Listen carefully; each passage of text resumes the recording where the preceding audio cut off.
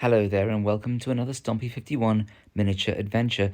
An unusual one today in that we're going to do a Lucky Dip mega box from Old School Miniatures. So, Old School Miniatures, lovely little gaming company set up by a fellow called Jamie Loft, and I think his objective was presumably to relive the joys of his childhood with these very cool 80s metal miniatures, one piece, not the crazed modern Games Workshop approach, with Kev Adams, John Pickford doing amazing sculpts. And I often looked at their giants by John Pickford and ogres and thought one day maybe look at all these dwarves and halflings and chaos thugs. And even despite the Kev Adams goblin goodness floating about, I've never really got quite round to it. And then one day I saw that Jamie Loft had posted on Facebook saying he'd passed on his company, Old School Miniatures, onto Footsore Miniatures, which, by the way, is no surprise to me because is it Trish Carden has been doing a lot of sculpting for Footsore recently with her Harrowhurst range, which is a real throwback to the amazingness that she did in the late 80s, 2000s, where she's basically created every single amazing monster or animal-like miniature that you've ever liked from the Citadel days.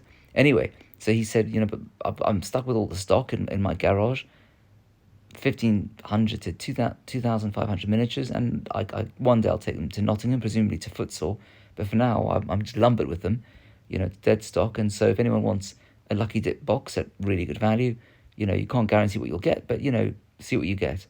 And I thought, hey ho, what can go wrong? They've got a lot of good stuff. I put in a cheeky request. If you don't ask, you don't get, as they say. And he said, I'll see what I can do for you. And to be fair, as you'll see shortly, he basically gave me everything I asked for. And I thought, if there are things I don't particularly like, well, I'll be able to swap them on in the fullness of time on the Lead Adventure Forum, eventually. So it is a big box, and it seems to weigh the better part of, almost 2 kilos. And let's go through what's come with it.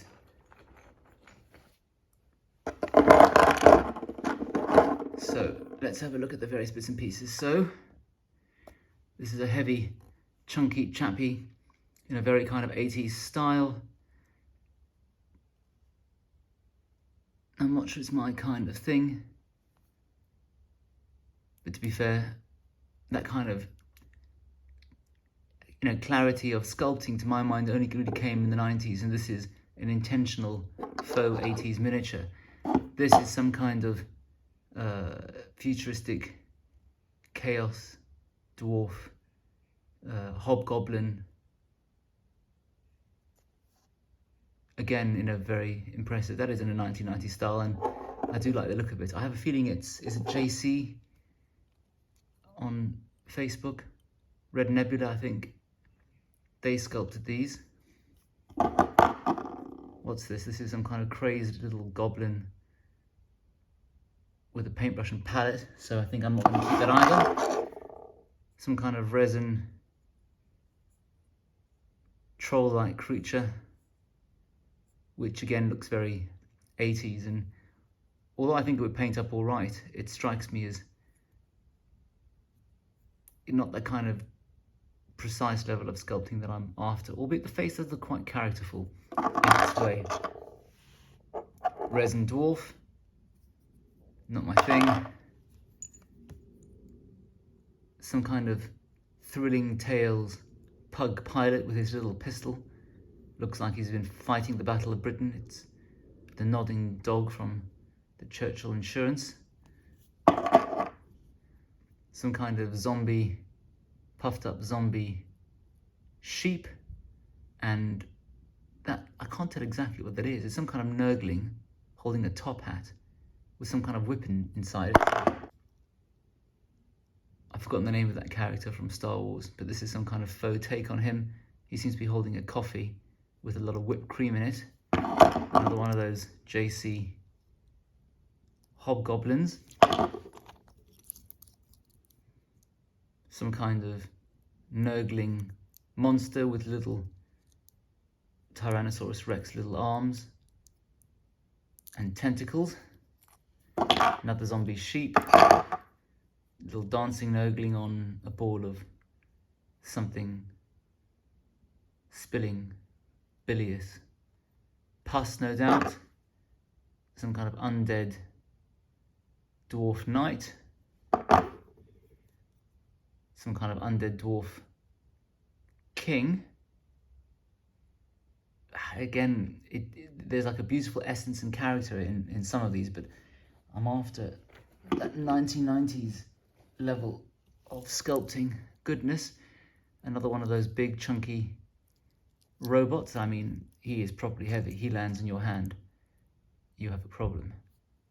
And it looks quite fun. I can't think of an obvious use for them. They're not big enough, I think, to be walkers in some of the games I'm involved, that I do play. And that's kind of quite cute take on 1980s orcs, space orcs, but again, too cartoony looking for me. I'm glad I had anything two in the box.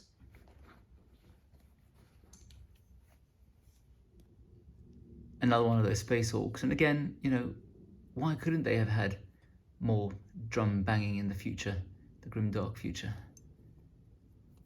And then another little pug who reminds me of a poem I had to read at university called 12, I think, or 16, the 12, I think it was, about 12 ruffians who've been conscripted into the Red Guards and were just marching through the snow towards nihilism, following the Russian Revolution.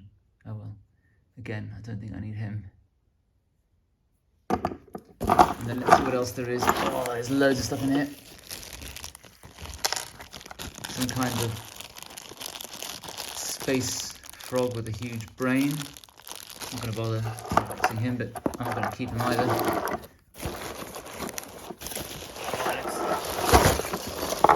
There's a lot of lead in here. And resin, there are these resiny scenery bits for what looked like The Walking Dead post-apocalyptic ambiance scenery, which I think would involve a bit of work. Not sure about it. We'll have a think.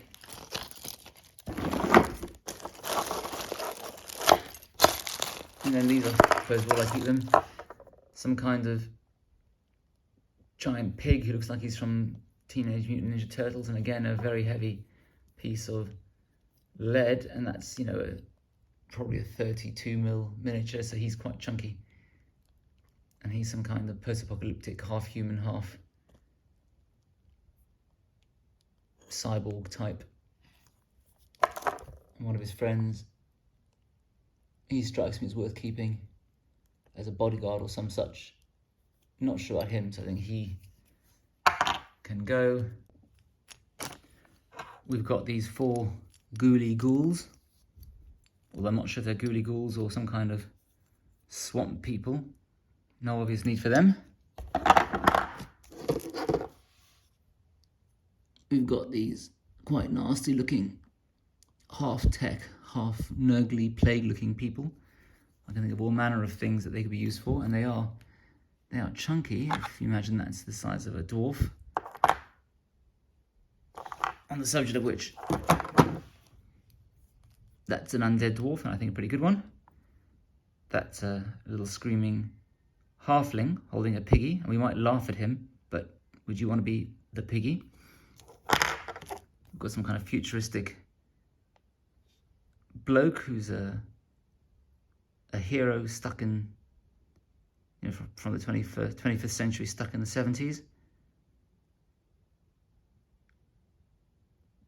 But it's a bit of a strange sculpt to my mind, in the sense that it's quite conceptual and an absolutely humongous human. I mean, that's the size of a dwarf, and probably, that's where my finger is probably the size of, a normal 28mm figure. So I think that one can go.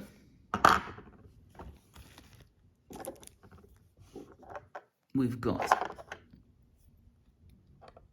an undead dwarf, which I'll keep, with a strange sort of hand on the head. Actually, will I keep it? Yeah, I think I will.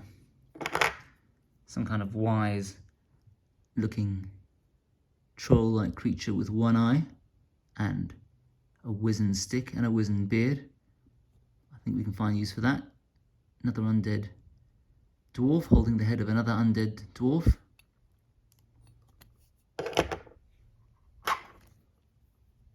Some little gnome holding the biggest stick of all time, and I think that I can think of many funny dioramas, or I could till I just broke it, but I think we can stick another end in that if we need to. As I always say, every breakage is a fantastic opportunity for an interesting conversion. Another one of these pretty huge lumps of lead robots. This one looking very much like a late 1980s grimdark Mark I Terminator armor, but with a robot. And again, it looks too much like a hand sculpt, which, you know, is very much which was very much in vogue in the late 80s. But I'm more of a Middlehammer guy, which I probably should have thought about before I picked these up. No idea about how to assemble this. It's some kind of crab-like carapace with a gun that obviously goes on top somehow, and then I have a bad feeling that all those arms and legs and things are supposed to go underneath, and who knows if it'll support the weight of this, which if you dropped on your foot would be A&E time. I'll have to overthink. I mean, there were parts of the 80s which you don't want to be dragged back into, which is this kind of problem. Well, actually, hang on, maybe it's not a gun, maybe it's the head. Oh, I see, so maybe that's the head. Oh, crikey, well, that means there's even more weight for these to carry. And then we have a dragon, and it's more of a kind of an Oathmark size dragon. So it's not huge. And it looks alright to me, it looks quite fun. This is definitely very 80s. Not sure how the wings will fit onto this. I think I'll have to rediscover pinning.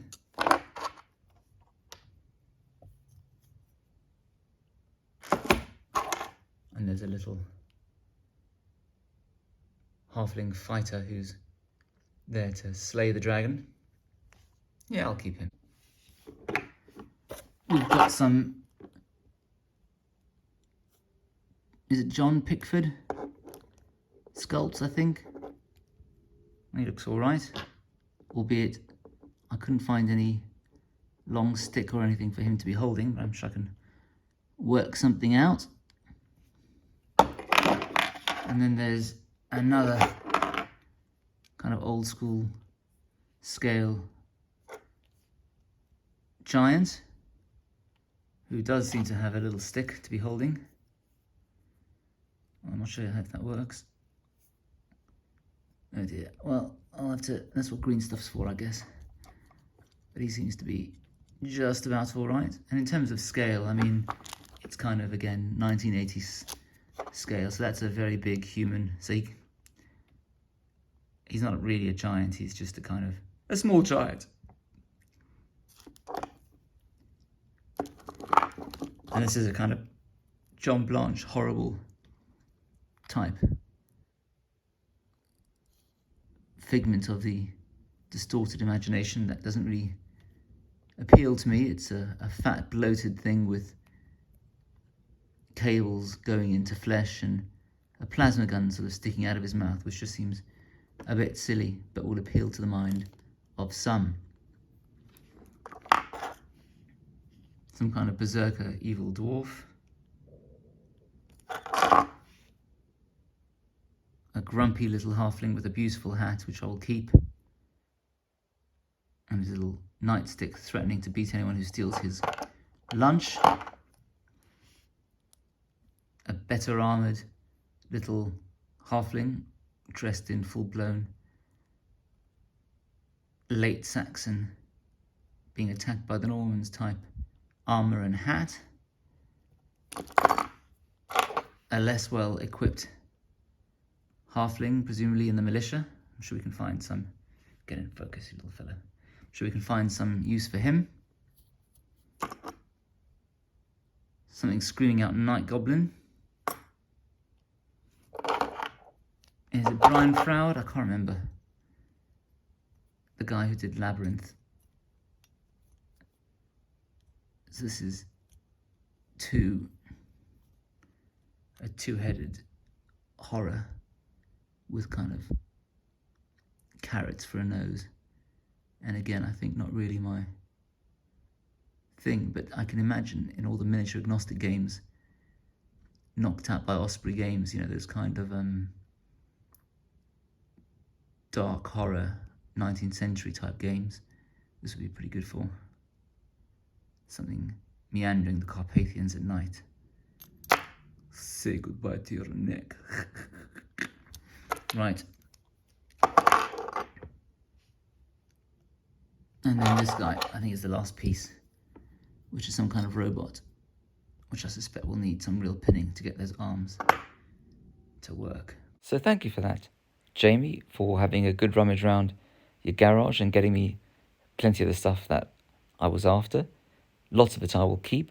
Some of it I will swap on. I swear I will paint some of it.